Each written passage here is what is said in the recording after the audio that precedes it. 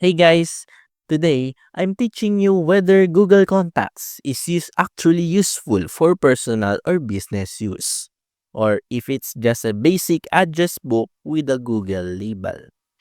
Google Contacts lets you sync, organize, and manage all your contacts across Gmail, Android, and Workspace with automatic backups, smart merging or of duplicates, custom labels, shared directory access for teams, and integration with apps like Calendar and Meet.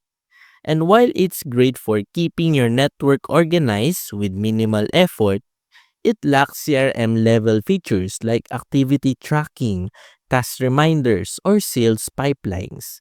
So, if you need a simple, reliable, and sync contact manager for daily use or basic business communication, Google Contacts is definitely useful. But for advanced client or lead management, you want something more robust. That's the full review.